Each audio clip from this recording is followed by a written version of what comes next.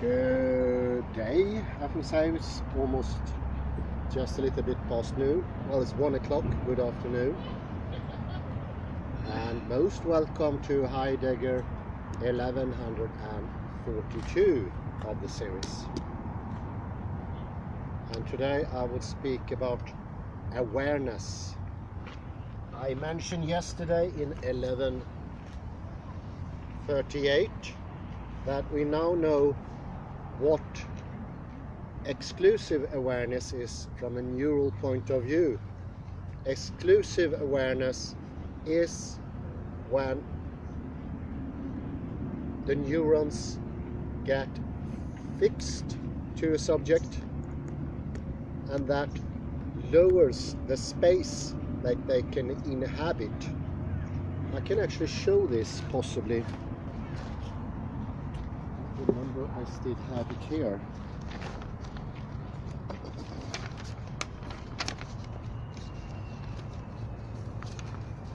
It's called the competition. And here we have the usual one, the winner takes it all. And then you only have one monosemic, meaning one could say, and only one referent. This is fixated inside the neuron. Whereas here it is more like a single attractor. It has all different possibilities still going around. And this is more stable, whereas this is unstable. And I think it's the closest we can get. I think it is actually what contradictions are when we speak about modus. One modus is the contradictory modus. And this is also the winner takes it all, this area. And it means that we have this argumentative style, this agora style of the Greek philosophers, that one wins and takes it all. This will actually lead to an instability in perception, view, opinion, and even ideology, something that we've seen in the Western cultures. This is the most stable approach. Here, contradictions are allowed, which make for a unification and one singular, decisive, clear line. It's interesting to see this from a neurological perspective. And this awareness I will take up, and it's called different things. In this case, it's called unbiased awareness. I don't know if it's a good name, but it means that we can take in many viewpoints and thereby strengthening our own viewpoint, because we know this is how the brain works. It doesn't work as the Greek philosophers thought. By excluding, you make your opinion stronger. No, you make it incredibly weak. Once more, Bertrand Russell, which is a typical example of a philosopher who I would say was really stern, but he changed his indication, his inclination more than 20 times. This is extremely typical, very, very clear of today's. And it's caused by this. We do not reach stability. We exclude the many for one, and we exclude one for many. And in this weighing of universals and nominals, we lose both. But if we take both, we can have both nominalism and universalism. This is the odd lesson from neurology.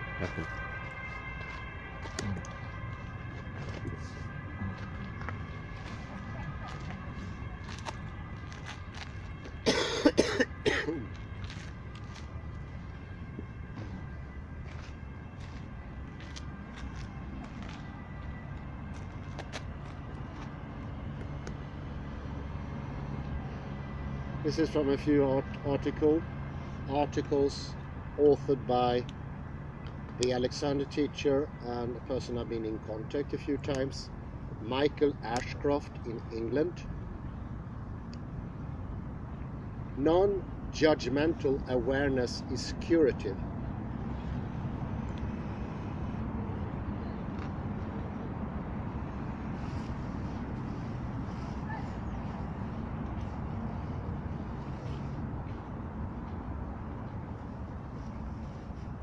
There are times in life where we catch ourselves doing things that we perhaps don't want to be doing, like procrastinating, getting angry with a partner, mumbling while speaking, or eating sugar. A common response might be to tell ourselves off in some way and resolve to try harder to not do the thing.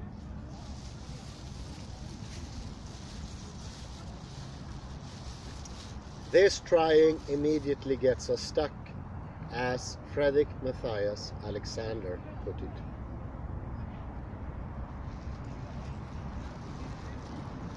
Trying is only emphasizing the things we already know.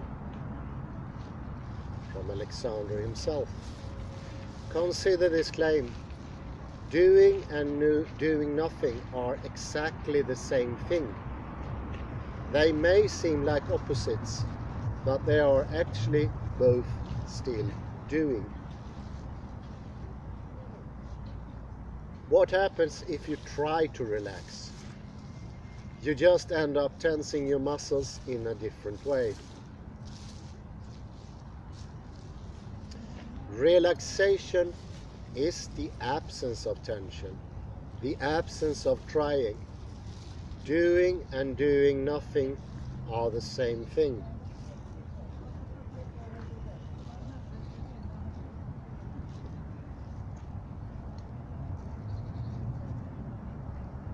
The absence of doing is known as non-doing, a translation of the Taoist principle of Wu Wei.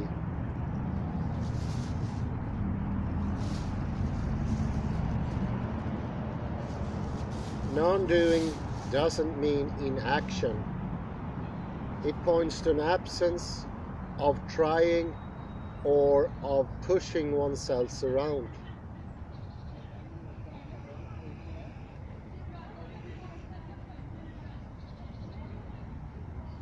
It's useful to sit with this idea until you feel it in your bones. I will develop little games to help you explore this. But for now, let me draw from someone else's wisdom.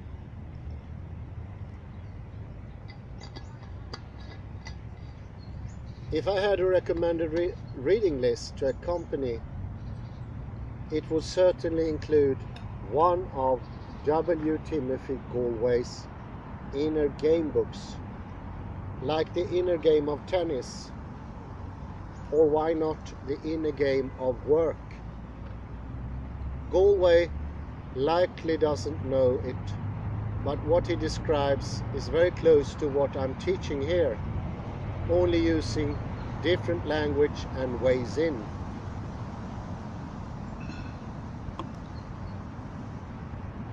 First, see if you recognize the experience that Galway describes here around playing tennis. Quote, "When I was playing at my best, I wasn't trying to control my shots with self-instruction and evaluation. It was much a simpler process than that. I saw the ball clearly, chose where I wanted to hit it, and let it happen. Surprisingly, the shots were more controlled when I didn't try to control them.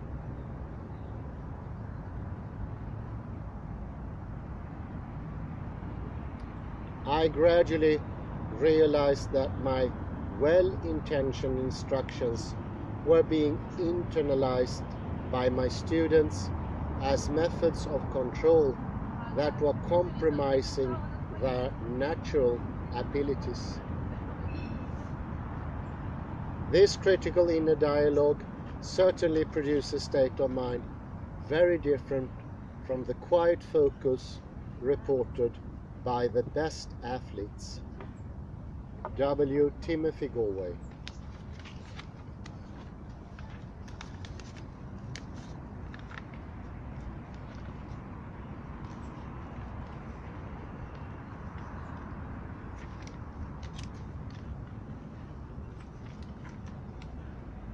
What he found was that the voice of the teacher, coach or critic created a kind of forced effort that interfered with the player's natural ability.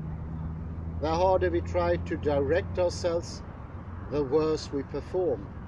This is expressed in the book as performance equals potential minus interference.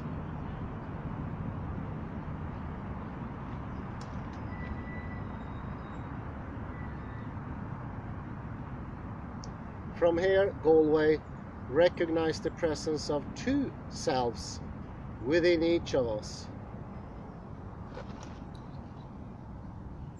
I call the voice giving commands and making judgments self one.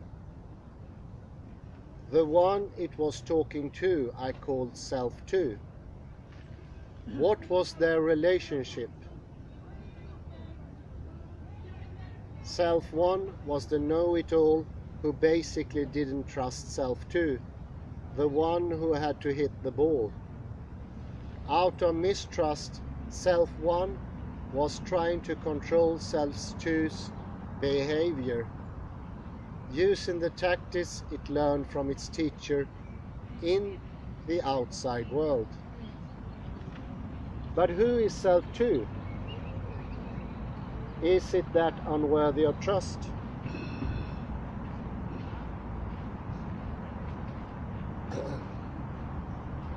In my definition, self two is the human being itself.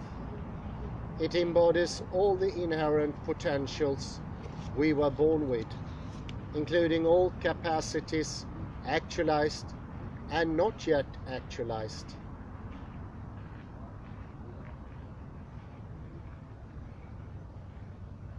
It also embodies our innate ability to learn and to grow any of those inherent capacities. It is the self we all enjoyed as young children. End of quote.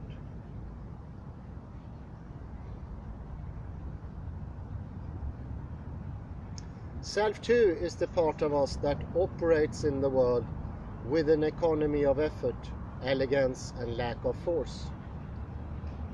Ultimately, it feels easy.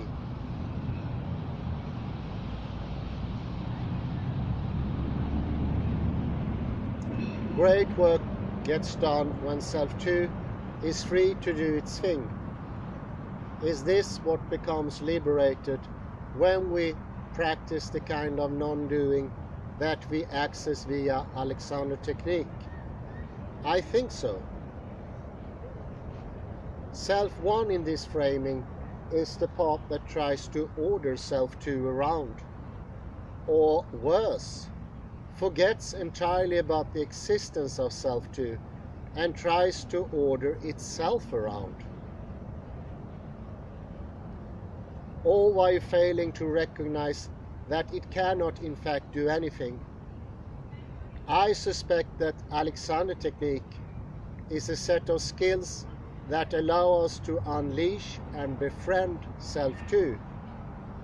And translating this into my language, self one is the doer, while self two is the non-doer.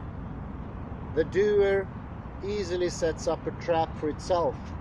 It sees something it doesn't like and tries to do the opposite, but only succeeds in reinforcing its own interference. Instead, what we want is to get the doer to shut up and get out of the way entirely. This is how we allow the non-doer to express its natural, effortless, elegant self. But we have a problem.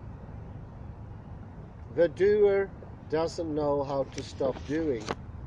It only knows how to do.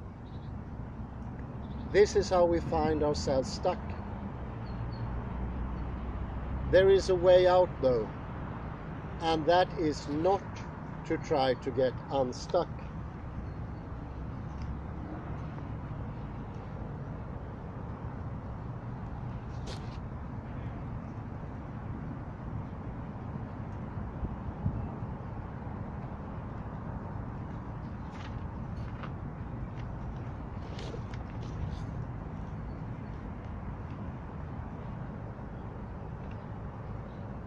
Like quicksand,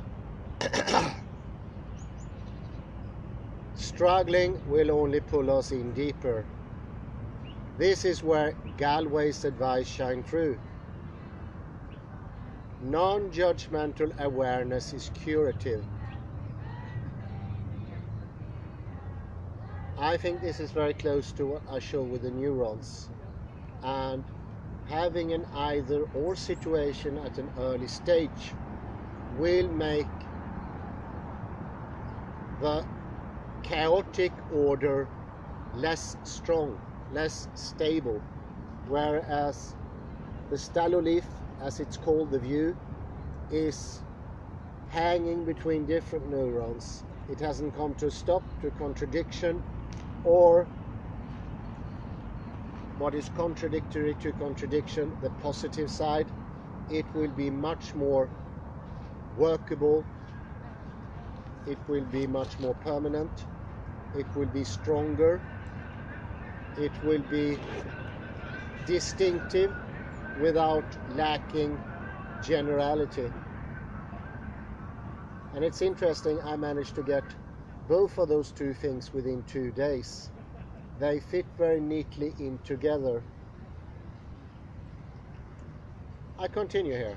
Rather than try to fix things, all you have to do is notice non-judgmentally that you are doing them. Even while you're involved in this non-judgmental noticing, you will notice a barrage of impulses to try different things, to intervene, to try to fix. That's fine. Just notice them non-judgmentally too.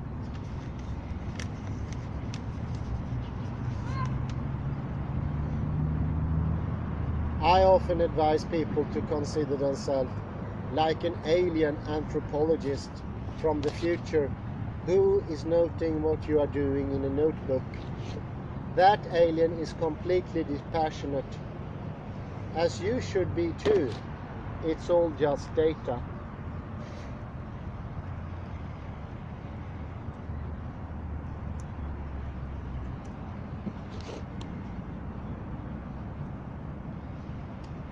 I spent a lot of words on this idea because it will come up over and over again in your course and in your practice, in the method. Anytime you get it in your head that you want to fix, improve, or otherwise get something right, pause.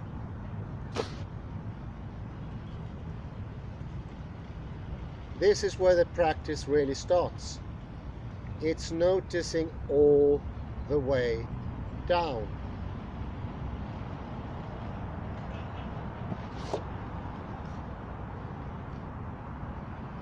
Keep doing this and you'll find things changing by themselves in ways that will surprise and delight you.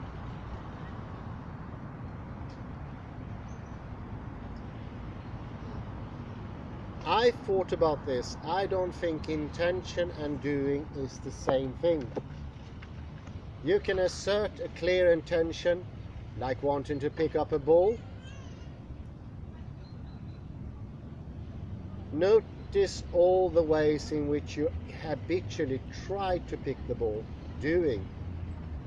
Not to do any of those things. That is, inhibit these responses. And then watch as your body moves in a totally new way and the ball ends up in your hand. We start getting in this later in the course, in the session on the Vishnu hands.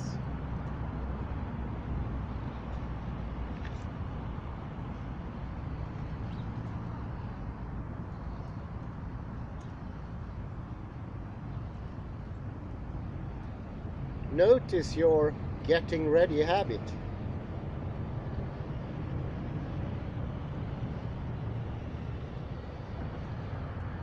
I don't mean preparation, like for a public lecture or test. I mean the moment-by-moment experience of bracing yourself for the next movement. Yes, I'll explain.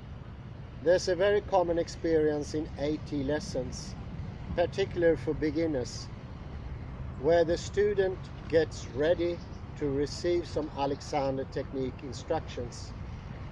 This is 100% the opposite of what is actually needed, although it provides an excellent opportunity for the teacher to point it out and thus actually teach Alexander technique.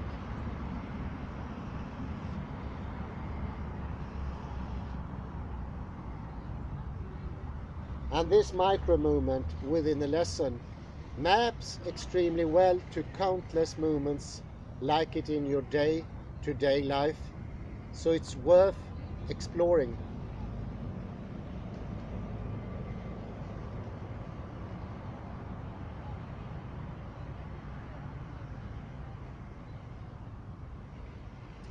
After a couple of lessons, the student knows that the teacher is likely to put their hands on their head, necks, hip, whatever.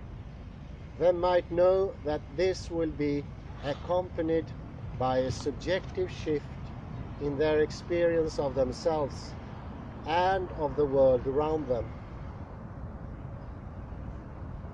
But the student has certain conditioned beliefs along the lines of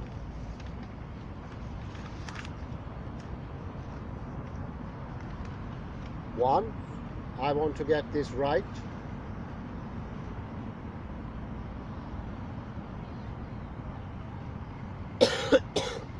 2, it's important that the teacher knows I'm paying attention. 3, I need to know what's about to happen. 4, I cannot just stand here. I need to do something. These beliefs manifest themselves both in muscle tension and in the narrowing of awareness. I mean this absolutely literally. The student's body becomes stiffer, less available for movement. This tension ultimately causes physical pain, which is why many people seek out Alexander technique in the very first place.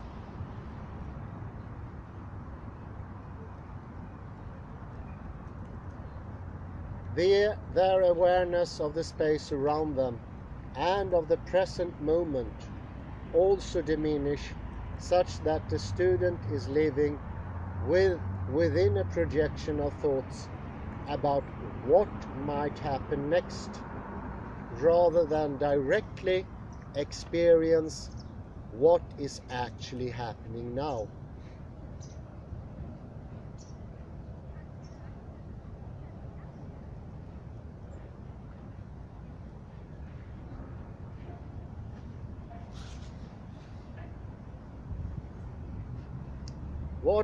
What is particularly interesting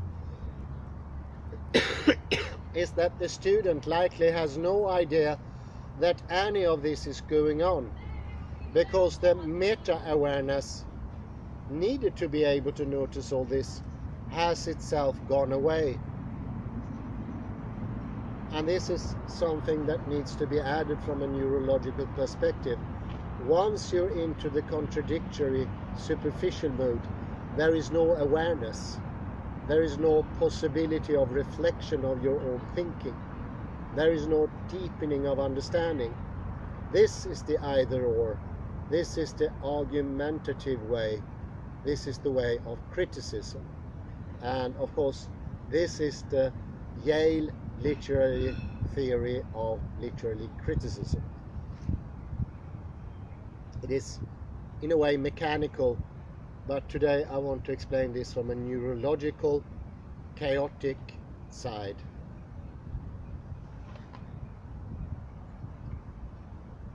Any good teacher can notice all this instantly.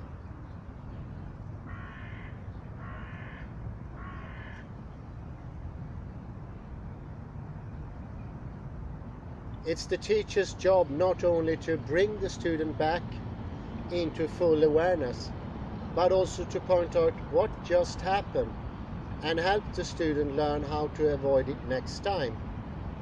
So let me do that for you now. We just need some stimulus, some imagined trigger that will get you to respond with a getting ready response. How about your boss coming over to you and saying flatly, "We need to talk"? Or your partner sending you a text message that says, "Call me." Or someone about to throw you a ball. Or your phone bleeping with a new email alert. Just let each of these scenarios drift through your imagination and see if you can detect that getting ready response. Oh no, Per is on the phone.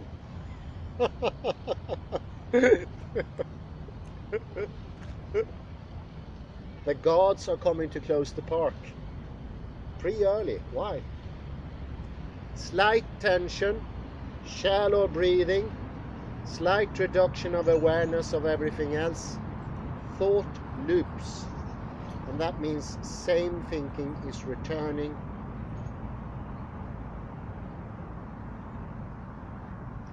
Behold your analytical problem-solving mind kicking in. I would say this is the left hemisphere taking charge. Although since I've yet to read The Master and His Emissary, I can't assert this confidently. This is the process we are looking to interrupt in a conscious way.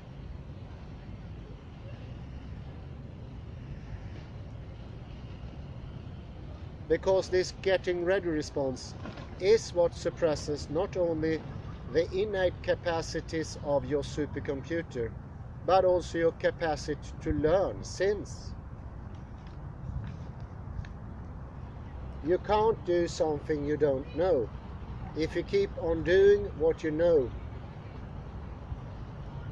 Alexander.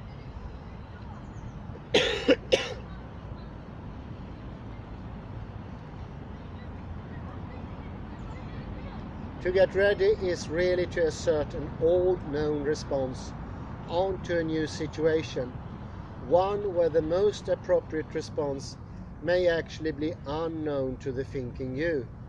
And the only way you can discover that more appropriate response is by not trying to impose all the existing responses that you already know. Let's take the example of your partner asking you to call.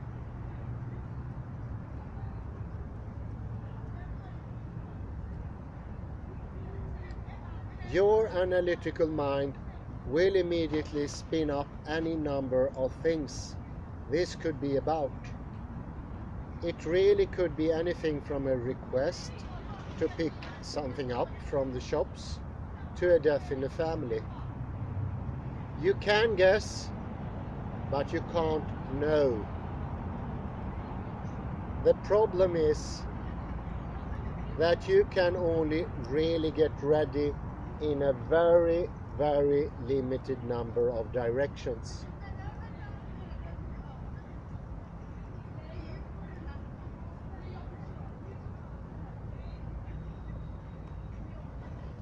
If you orient yourself toward death in the family, you'll be caught off guard when it's really about your child's acceptance to that great school.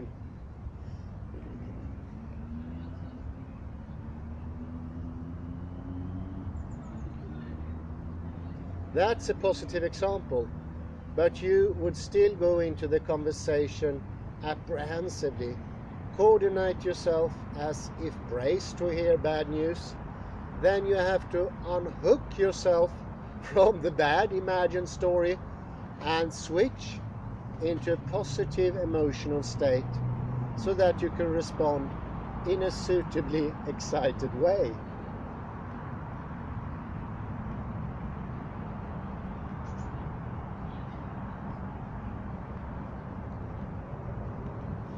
Imagine if it were the other way around. You ready for good news about the school, and instead you get accusations of infidelity. These are strong examples, but the point is that this getting ready process is likely always happening over and over again in response to pretty much every stimulus that goes on around you, even down to the level of hearing that new email alert on your phone. Do you have a physical and awareness-based response to that sound? How does it serve you?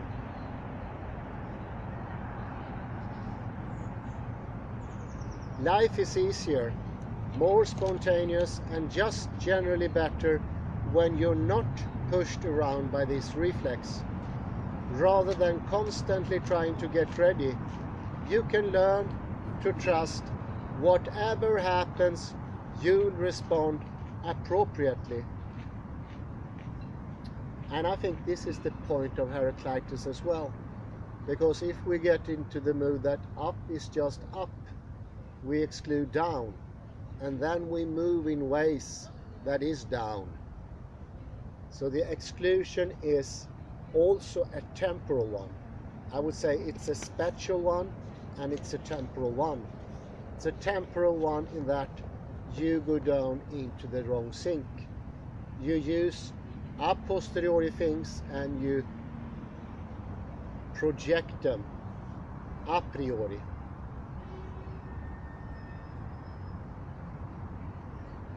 And in a way, in an extremely weak way. The weakest you can even think anyway could be.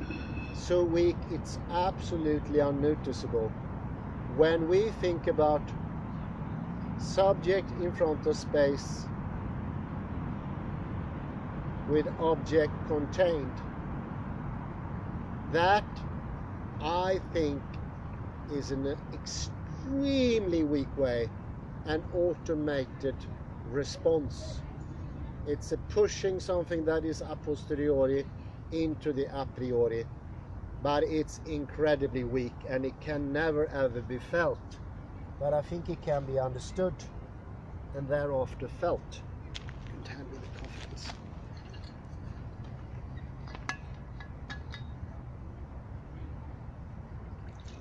Tack.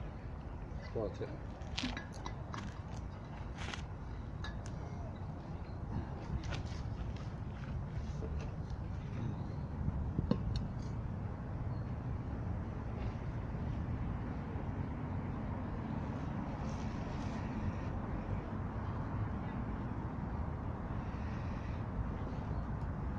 And you can't know what appropriate looks like until you're in the moment. So why live in a mental simulation of your own making? Just live in the real world and let yourself respond when you need to. Yes, the word just is doing a lot of work here.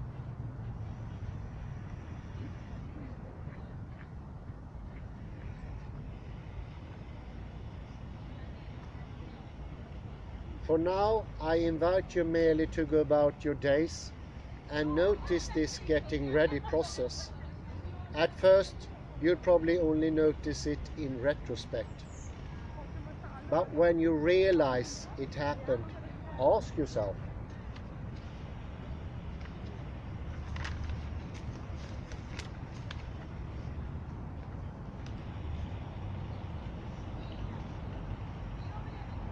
where was I just now?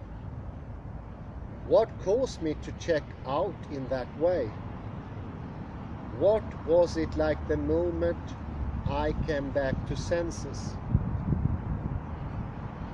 And that's it. Just notice, don't try to change. You are gathering data, that's all.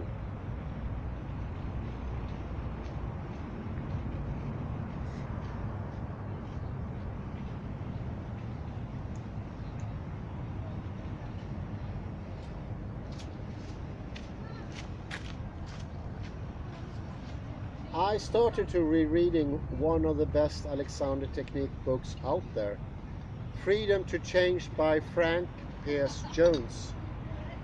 When I have a reading list, this book will be on it. I want to share a few really interesting excerpts from the opening chapters with some commentary.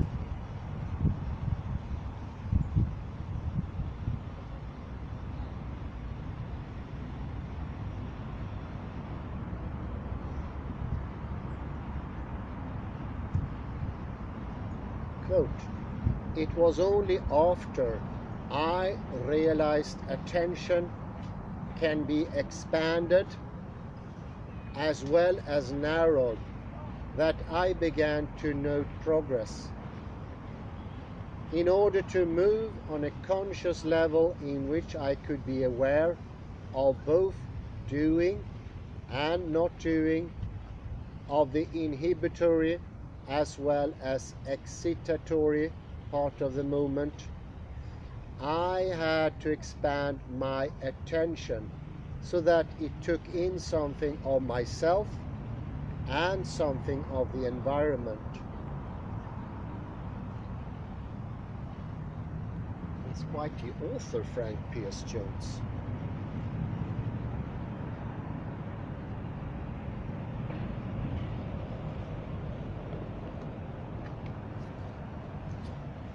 This framing of expanding attention to include both doing and not doing is really interesting.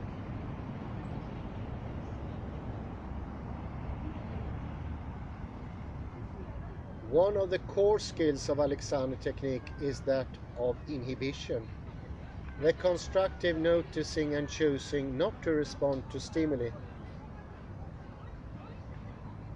You may notice that you have the urge to yell at your boss, but you don't. This is an active process, one that you are continually renewing.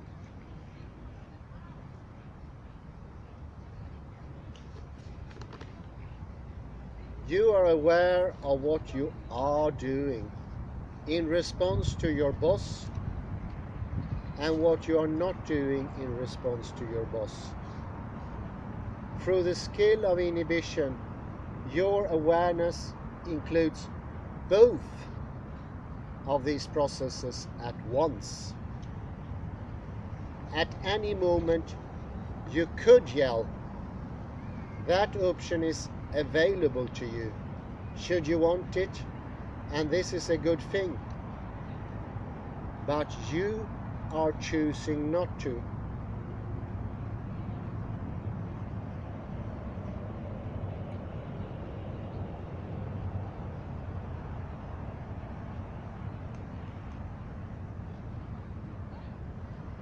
The expanded awareness is what allows this to happen.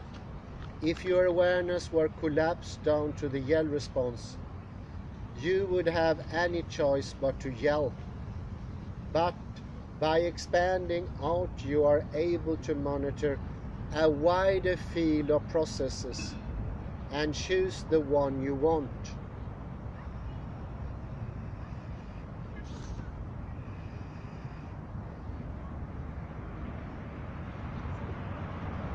He continues, "It was just as easy, I found, instead of setting up two fields, one for the self, introspection, and one for the environment." This is quite literal, extrospection. To establish a single integrated field in which both the environment and the self could be viewed simultaneously. End of quote from Frank Pierce Jones.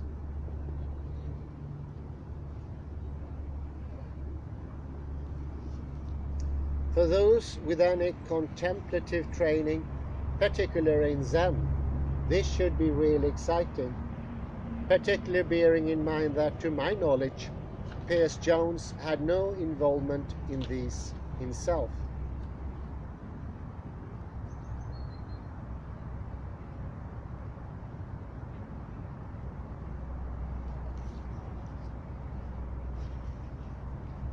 This single integrated field is a wonderful way to experience life and gives access to the skills of Alexander technique. You learn to be able to notice all the things that you can notice, rather than being functionally blind to some proportions of your experience.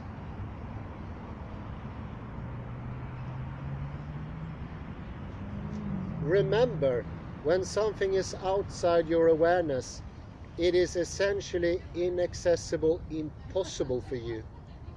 You cannot get out of the car if you don't know that outside of the car exists.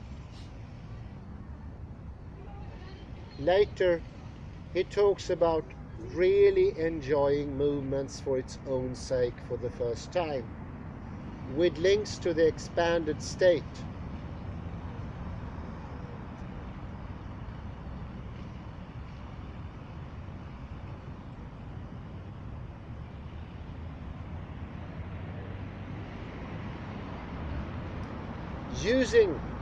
Using my body even for such tasks as shoveling snow or mowing the lawn became pleasurable. I suppose that other people had these experiences routinely, but for me they carry the fresh appeal of newness, like a new spectrum of colors. There was more to it, however, than mere sensory experience. There was a strong intellectual content. By expanding the field of consciousness, it is possible to enjoy an experience at both a sensory and an intellectual level. Also from Jones. And this goes very well in hand with neurology. We are losing thinking capacity. Being intellectual is actually taking in different things at the same time. Having just one thing is a habit, an imitation, copying. Could be an empty concept, could be a word without no meaning.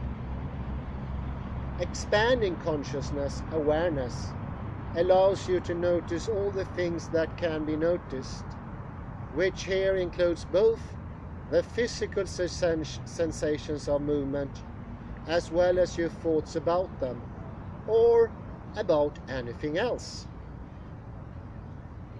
You no longer have to swap back and forth from one to the other, like checking out your body when you daydream or being unable to think while engaged in movement.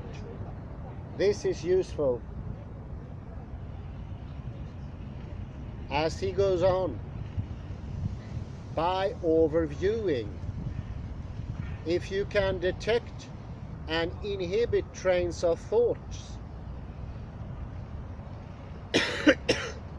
or patterns of tension that would otherwise get in the way of your enjoyment,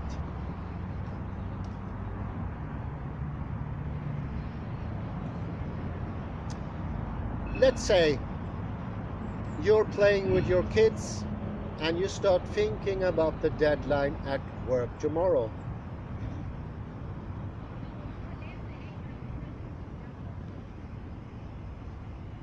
Having this expanded awareness, overviewing, allows you to notice that and then consciously choose not to respond to that thought, such that you can continue enjoying playing with your kids.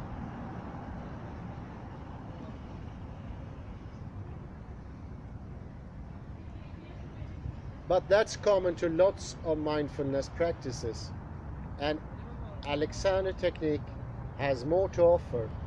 He then adds,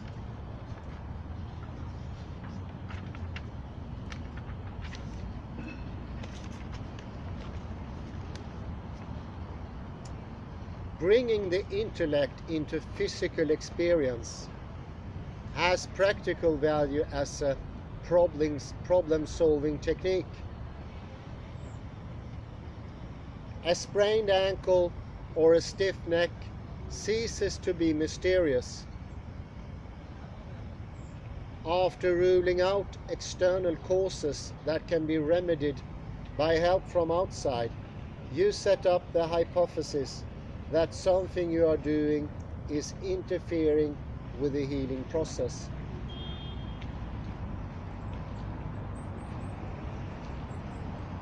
It's a hypothesis that can be easily tested and acted upon. Once more, Jones. There's a lot here. One thing to highlight is the scientific method framing here in the creation of and testing an hypothesis. In fact, John Dewey, the American philosopher, said, Mr. Alexander's technique is scientific in the strictest sense of the word.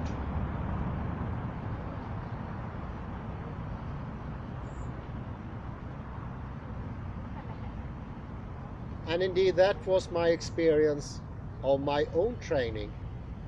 Propose hypothesis, create test, observe results, refine hypothesis, repeat.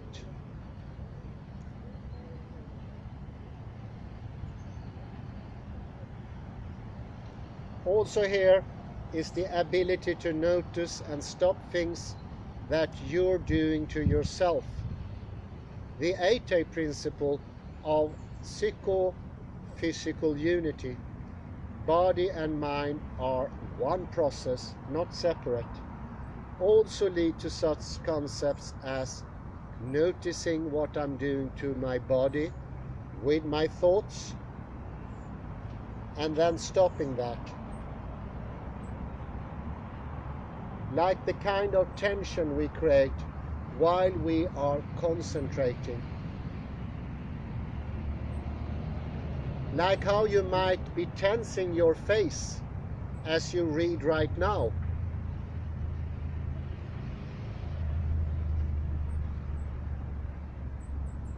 Here's a final excerpt about what inhibition could be like.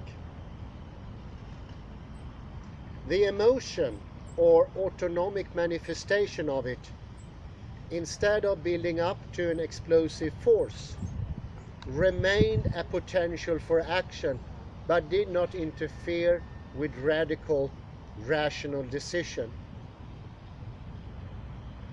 The same procedure could be used to take the panic out of fear.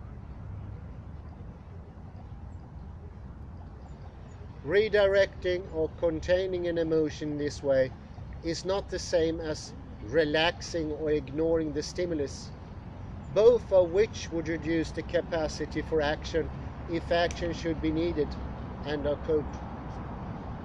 I might add something there myself. I notice with my philosophy teachers, they often confused bodily input with intellectual work. It was really easy to see how their trains of thoughts were constantly being interrupted by bodily input or environmental input. I remember one time it was a bird flying outside and my professor was so distracted, and also sometimes they notice things with their body that stop their thinking. So to my idea, not being able to have both inside and outside and making a random, like cut somewhere, which is bound to be wrong, saying intellectual is here, outside is uninteresting or just external, will always lead to that you confuses bodily sensations with intellectual work. And it would also lead you to confuse rational thinking with emotional thinking. All of these things I noticed with my professors, and they could not discern, because if you don't take in the environment, you don't have a clear direction and intellect anymore. You are just responses, automaticated.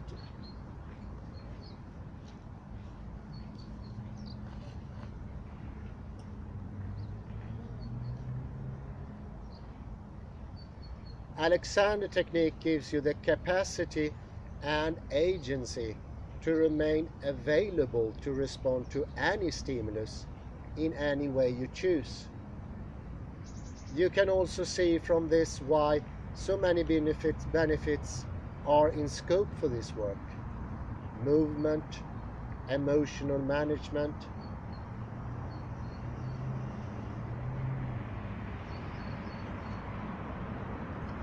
communication, intellectual pursuits.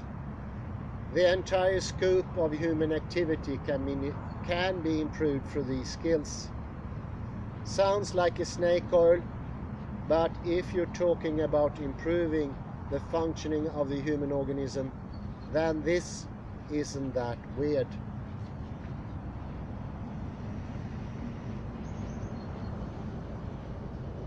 I'll close with one last quote from the book's introduction, as it's a great definition of Alexander technique.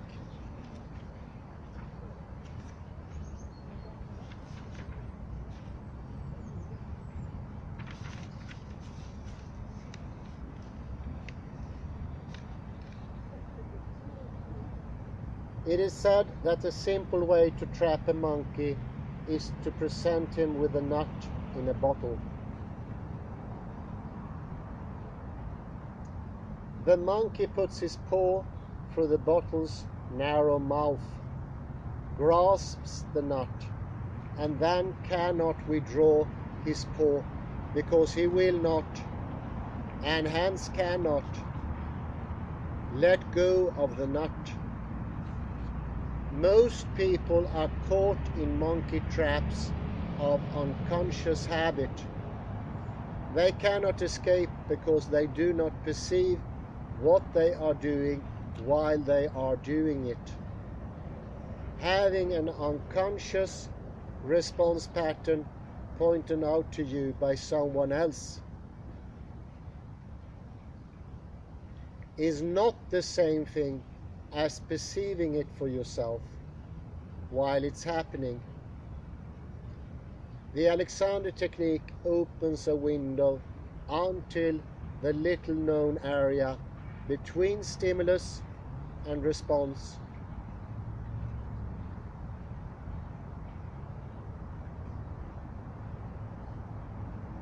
and gives you the self-knowledge you need in order to change the pattern of your response, or if you choose not to make it at all. From Missy Vineyard.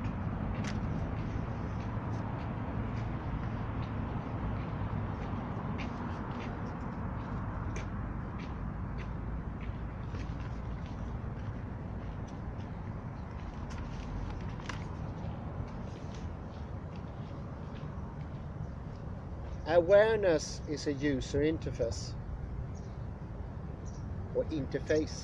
Awareness is a user interface. In What is the Alexander technique, I defined awareness as the space attention that can move around within, the capacity, moment by moment, to be able to notice things that could be noticed. Let's play a game.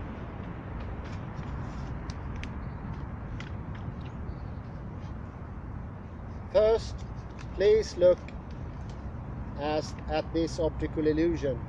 Is it a duck or is it a rabbit, or is it both at once?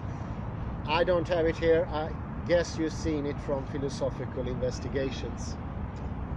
Spend a few moments to really see each version and switch back and forth between them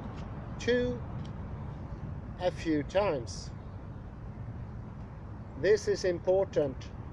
The rest won't make sense if you don't spend a few moments getting comfortable with this switching. Bunny or duck? Duck or bunny?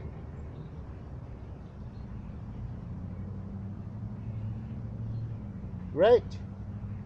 Thanks for doing that. Now on with the game.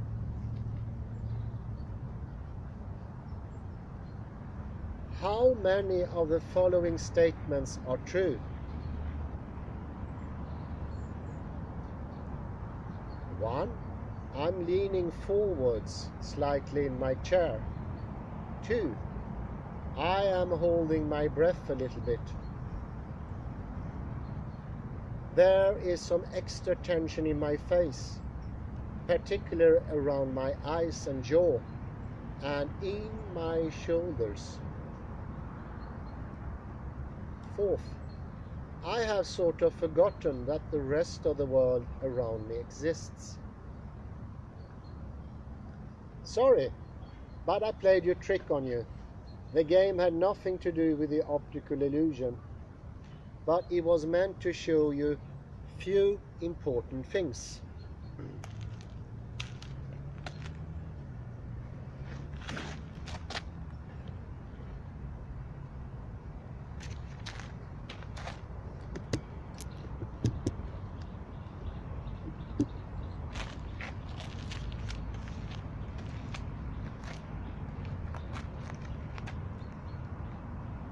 It's easy for your sense of what is important to be hijacked. Fundamentally, you're reading an article involving a duck and a rabbit from some guy on the internet. This is possibly one of the least important things you'll do all day. Yet, I suspect many of you responded within the frame of needing to get something right. 2. Our awareness is easily collapsed by sufficiently powerful stimuli. Did the world go away a little bit while you were looking at the duck-rabbit picture? When I pointed this out, was there a sense of surprise in getting the world back?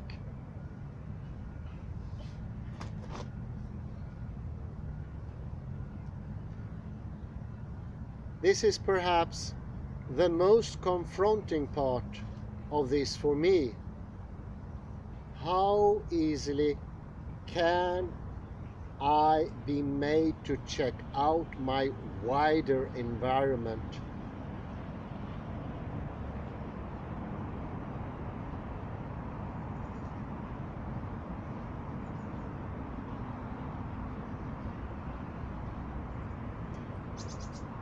Your attention and awareness have a powerful influence over your body. If you notice any of the physical effects I mentioned, just ask yourself, why are you doing any of that?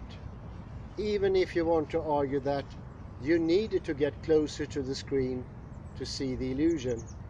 Did you really? Now let's get that expanded awareness back.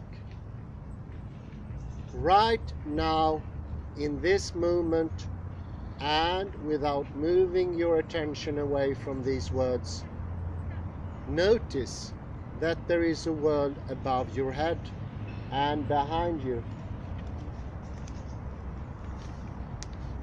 Notice that there are also ambient sounds. And if someone were to call your name, just check that you would be able to notice that. Notice that there are objects in your peripheral vision.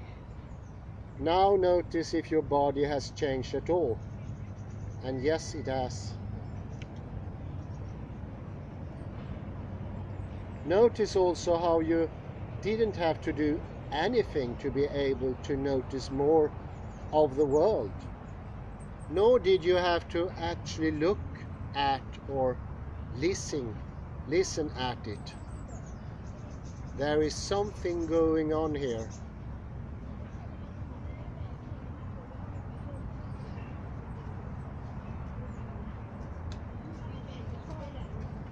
Notice also how you didn't have to do anything to be able to notice more of the world. Nor did you have to actually look at or listen at it. There is something going on here. Like I said, awareness is the capacity, moment by moment, to be able to notice things that could be noticed. And you can't do noticing.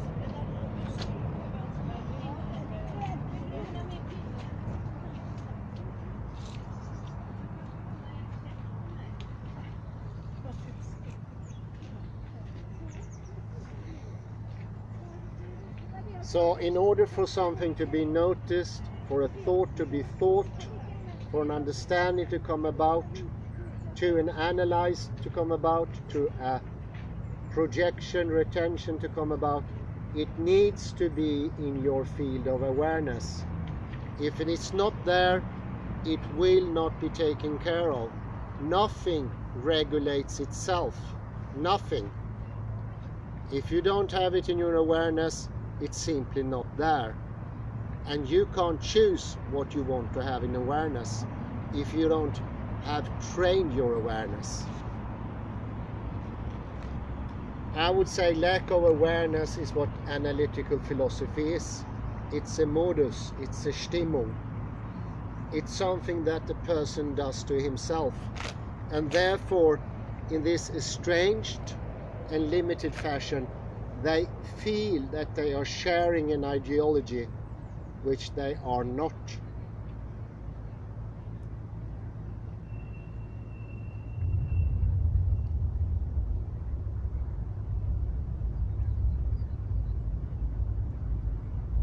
Thunder? Is it thunder? Thunder? No, it's music. Really? Awareness gives you agency and freedom to choose. Here's a fun question to ponder. While you were engaging in figuring out the illusion and making it switch back and forth, could you have stopped and done anything else?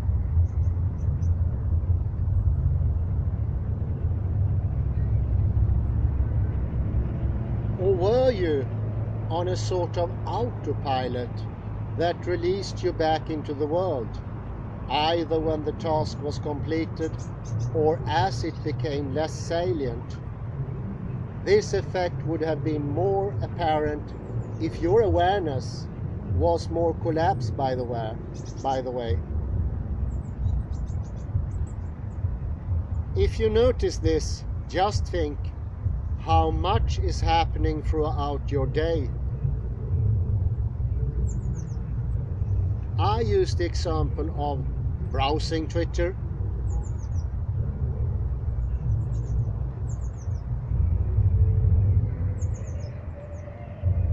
When you're in an infinite scroll mode, are you able to stop? Or do you have to wait, somewhat unconsciously, until your attention is no longer hooked, whatever the cause of that might be? This is something you can explore in your own life. If something is outside your awareness, i.e., in a given moment when you wouldn't be able to notice something that you might notice if you were in a different mood.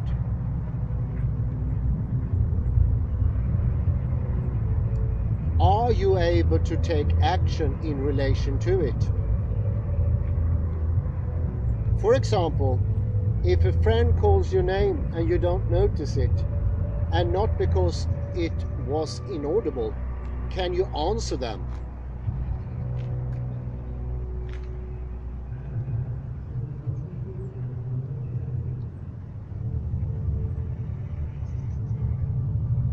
If you don't notice the thought that you needed to buy your mother a birthday card, can you?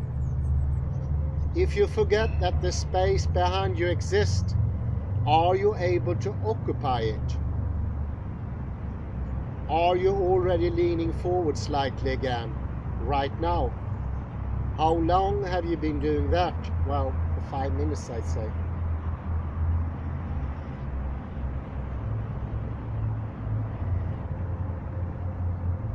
If you're not aware that you could take another route to work, can you go that way?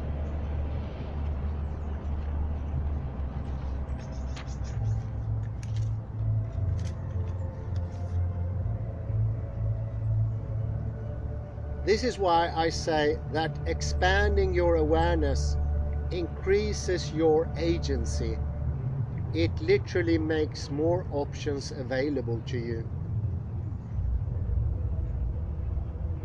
But, as you've seen, it is also trivially easy for your awareness to be collapsed by external and internal stimuli.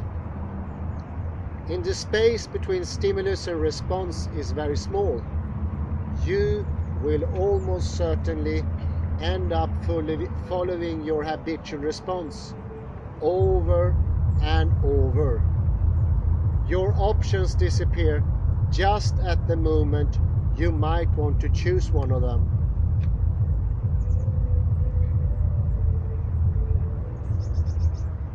So how about that user interface? My goal with this article has been to show you that these dynamics around awareness exist. It's a whole new world of experience, with effects that seem obvious on reflection, but lack words and usable framework. This is why Alexander technique, I think, could be so valuable. Alexander technique lets you engage with the world at the level of awareness rather than at the level of the objects within it. For example, many people lean forwards and slouch when they work at a laptop because they forget that the space above them and behind them exists, and their bodies follow their awareness. If that's you, you might use muscles to sit up straight and sit back. Or you could expand your awareness up and back and watch as your body reorganizes itself without you doing anything.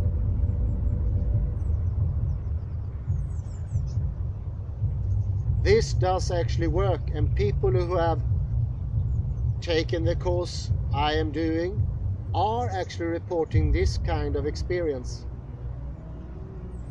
This particular rabbit hole goes deep, and this is already a long article, so I won't list more examples now. But the point is that the stuff you can notice happening in and to awareness is not passive. You can reach in and play with it, and when you do, things change. Your body moves differently. You think differently. You make different choices, and on and on.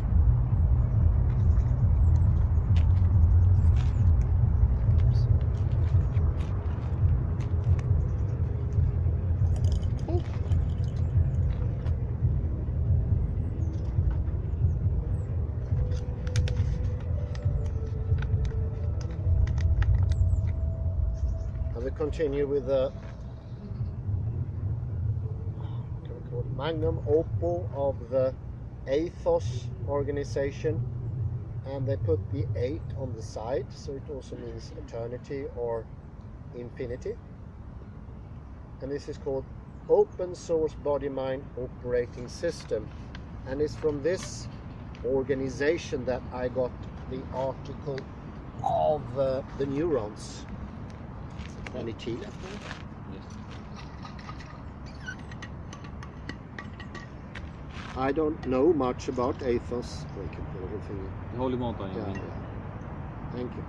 The Holy Mountain, you speak about the Holy Mountain. Well, I didn't think about that. Ethos. Yeah. I missed that. Thanks.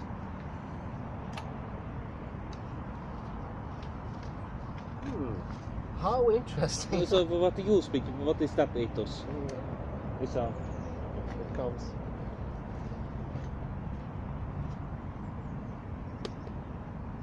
The sign is also called a double tilde.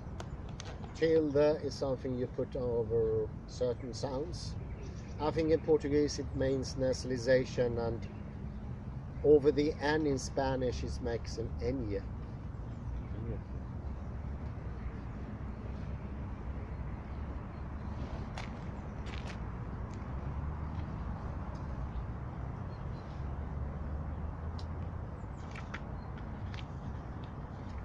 They had a theory, and this is probably why it's called ethos, and operating system you might know from the computer world. An operating system that is very common today is Windows OS, for instance. On the most basic level, an operating system is an interface between a machine and the functions that it has to perform. We already have operating systems for machines, but what we really need are the operating systems for humans. Any OS links the form hardware and the function software. What links the human form to its function?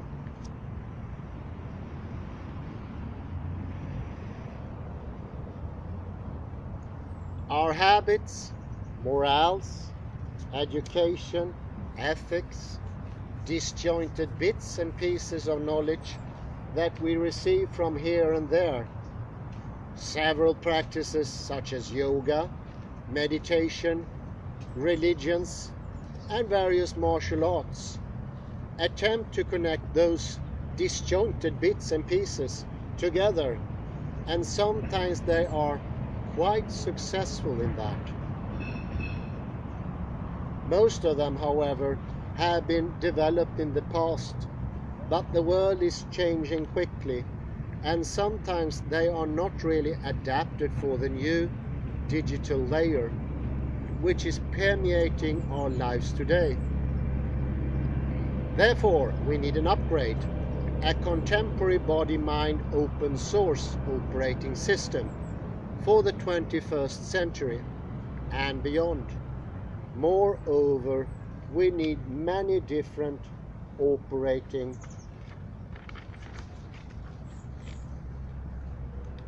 systems. Just like there are different operating systems for computers, where some are better suited for mobile devices like iOS and Android, some are better suited for graphic design, Mac OS X, and some are better suited for navigating the deep web, Tails. This new type of operating system should be constructed on the basis of modern practices developed for the digital age, such as agile development, MVC paradigm, version control systems, iterative development with rapid updates. Various somatic, how kind, thank you very much. Various somatic and psychosomatic practices like meditation, yoga, body-mind centering, and also systems of knowledge and practices developed in the past.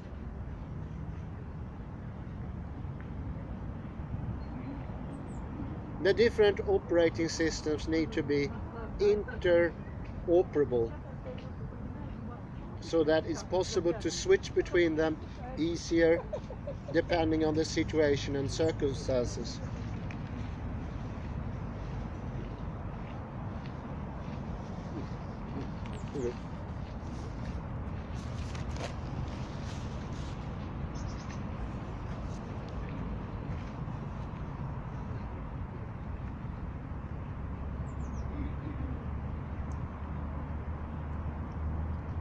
Ethos, or eternity OS or eternity operating system.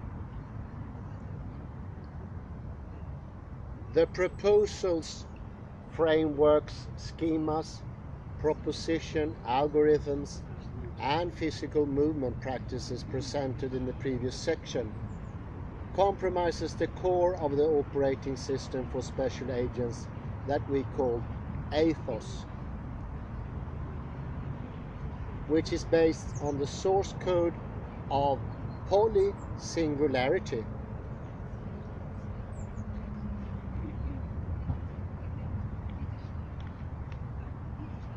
It is important to note that ethos operating system is not claiming to be the only one. However, it is well suited for a variety of applications, especially where it is necessary to control energy flow dynamics.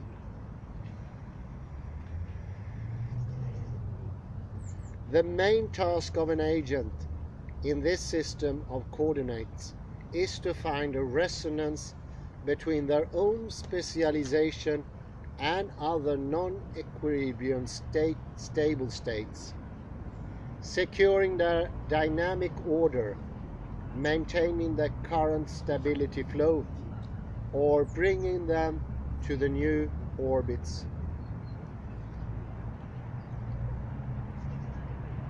One important aspect of ethos is that it comes with its own set of private ethical norms,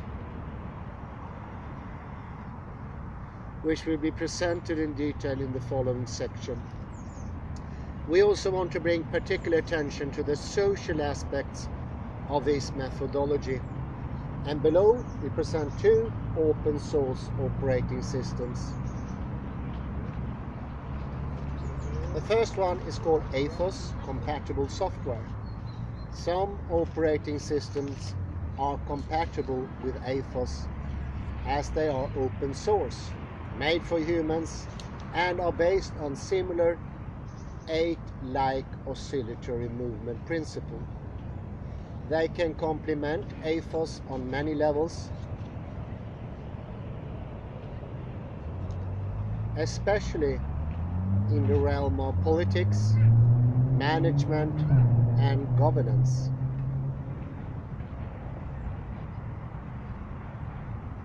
Whereas 2, panarchy, a political and governance concept which is based on a framework of nature's rules, based on the notion of constant interchangeability, both in the dynamics of development and in the core of common structure, be it an organization or a government. Panarchy offers a framework for modulating between the cycles of growth, conservation, release, and reorganization, which according to panarchy, many living, dynamic, connected systems go through in their development.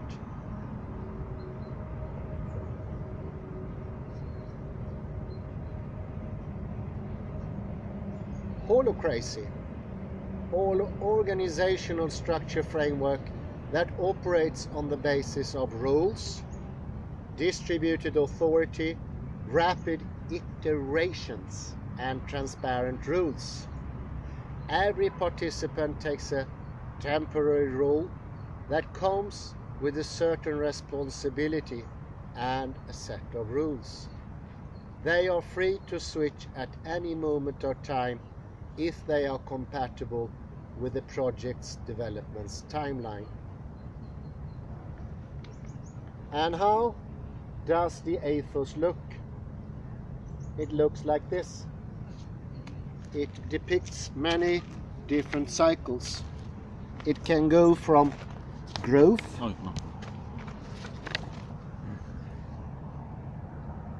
let's see here.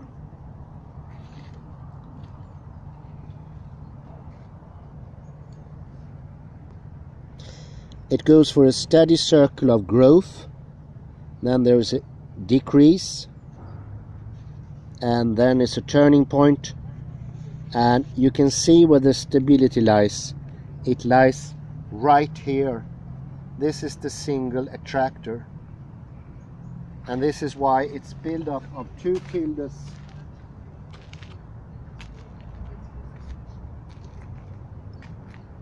Usually we only have steady states understanding of reality. The either or. It is never a process. Process seems to be something that is impossible in our thinking. We mentioned that earlier, little starter with object in space in front of subject. That doesn't allow for movement, and it actually defies movement. It cannot take in what is contrary to itself. So in this we have the cycle of growth, low connectivity, high capital activity, and this active creation of new links. This will be followed by a cycle of conservation. 2. High connectivity, low capital activity, savings are higher than new investments. Then when the capital is freed up, lower interest rate, post-crisis, innovation, there are new links formed and the old ones fall apart, the new ones emerge. From dust, growth emerge. This in turn leads to reconstruction. 4. Characterized by lower capital activity and low rate of new connectivity. This cycle is again soon followed by the new cycle of growth.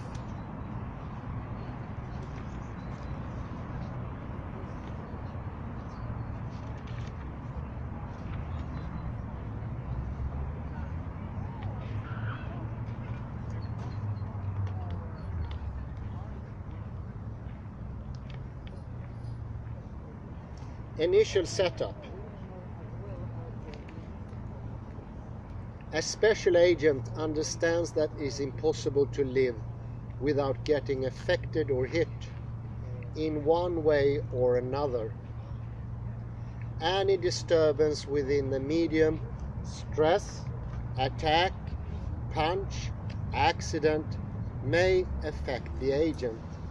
If there are no procedures to release the tensions that are obtained over time, the agent accumulates those tensions in the body-mind as traumas, complexes, unfulfilled gestalts, or sankaras, which then transform the psyche, the body, the intellect, and accumulating mutations along the way.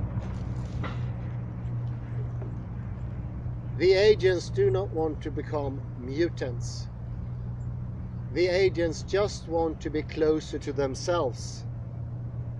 But their experience of themselves is ready for transformations and transformations. Therefore, it is important to know how to receive the external shock and how to deal with it. The pointer here being, if we build for stability, if we want to build something from the foundation to the top, what we build in is instability. We do not accomplish stability, permanence, endurance over time. This is very similar to the idea of the soul. The soul gets watered out, as when you put the grain of salt into the water, it dissolves. Why does it dissolve? Well, it dissolves because you've been building only on stability. You will try to avoid any type of change. Therefore, the grain of salt will not endure. So, by adding stability to system, you make it much weaker. The idea is to involve both sides, both stability and change, both ascendancy and descendancy. if both things are included, the direction will be stable. And this is shown by the 8. The 8 has an internal direction. Reminds me maybe a little bit about the Klein bottle. It has a direction. It is, in a way, the soul that is being constructed from things that from a certain perspective seem to be contradictory, but turns out to be foundational in building the very stability we're looking for.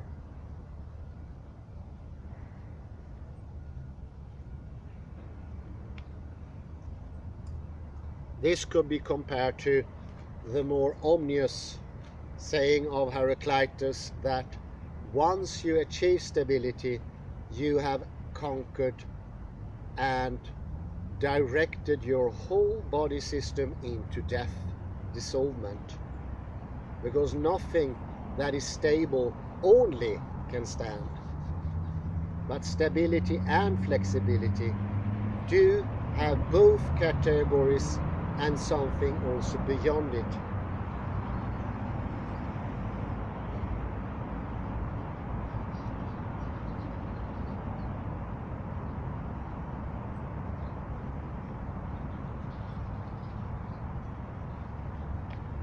Therefore, it is important to know how to receive the external shock and how to deal with it.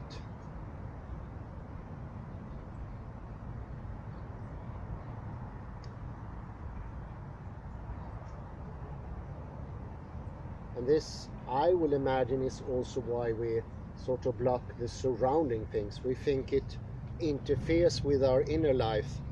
This is also the classical model of space. Take away what's around you and focus what's inside you. That will erode what is inside you.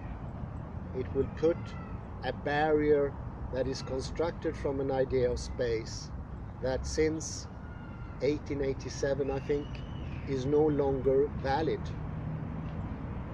and never was. It did weaken people for a long time. Maintaining a certain degree of relaxation, tension is needed. To have a state of upwardness and stability, you need movement. In a former article I read yesterday and recorded as 11:38, I think, it's shown that while you stand there is an oscillation going on, a movement. And it's that very movement that causes the stability while we stand. It's not contradictory to stability, it is what builds up stability. And it follows the odd fractal single attractor, which is in the middle of the 8. Everything is drawn to that, and the middle gets stronger and stronger for all the more exterior things you put in.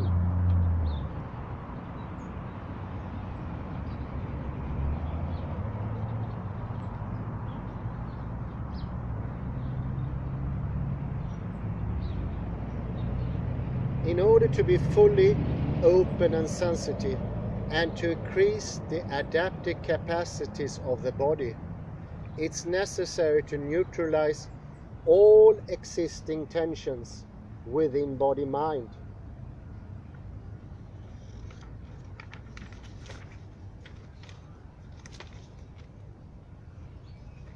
Any habitual tensions that exist within your body-mind should be set to a minimum and even better to 0.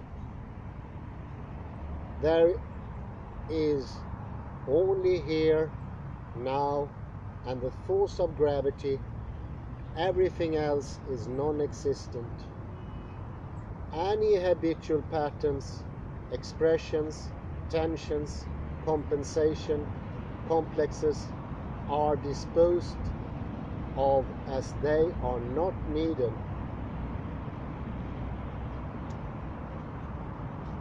It's about aligning compensatory tensions.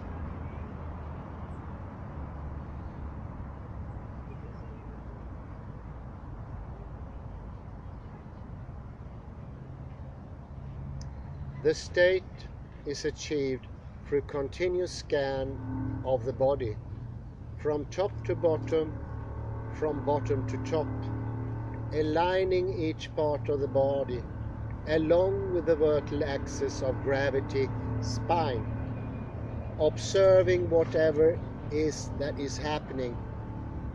Special agents are prepared for changes to move along more or less constant and yet changing trajectory.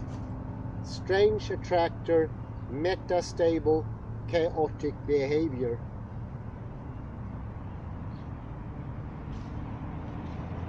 Here is the metastability state. No, you can. Okay. So, yes, it's seen. So this is also an 8. This is the most standard of the chaotic system. Here we have the single attractor. This is the only stable construction in the universe that builds everything from galaxies, but also the human system. And it builds up our soul. It builds up our thinking. As seen from the neurons, stable thoughts, stable opinions, intellectual attitudes are built this way, not a Bertrand Russell way, which leads to instability. I remember my old professor, he said one should change one's opinion attitude every 3rd year. I think he did it more often.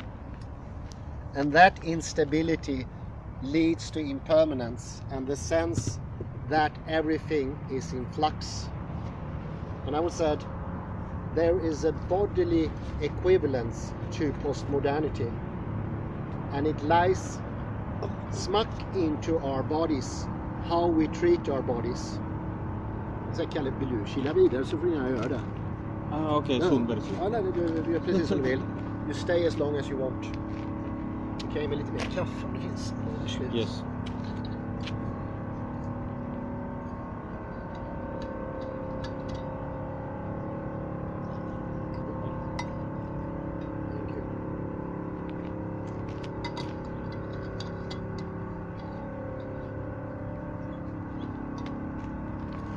Metastable state is a dynamic non-equilibrium stability. Stability is maintained while disturbances are relatively small. Unstable transitionary state, T. Stability is disrupted even when the disturbances are relatively small. Nervousness, fear, aggression, excitability. Stable state S. Stability is maintained even when the disturbances are relatively big, like stubbornness, laziness, rigidity, comfort. To increase adaptive capacities, it is recommended to set the system into metastable state M. So, in the daily life, weekly life, or yearly life, we go through different states. But the idea is to see these states as passing and letting their energy that sort of points in different direction more and more, and this is a process, more and more strive into the same unifying direction. And this is of course the same with awareness. I spoke earlier of Michael Ashcroft in this very same lecture about unified field of awareness that came from the author and philosopher Dewey from the first time, and then translated into the work of Frank Jones Peirce. And the unified field of awareness is the same as directionality in life. It is when everything more or less is pointing into the same direction. and it's pointing to the same direction. It can only do if we stay free from trying to build boundaries and contradictions,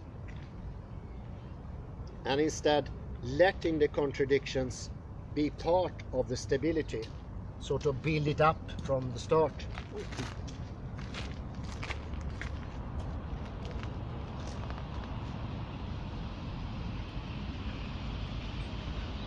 Those parallel processes will keep each other in check and can bring the system back to the state of non-equilibrium stability when one of the processes goes astray. We can relate this to the notion of homeostasis. Small deviations from stability are regulated through various substances released to bring it to a stable state. If the deviations are too big, the organism shifts to a new state.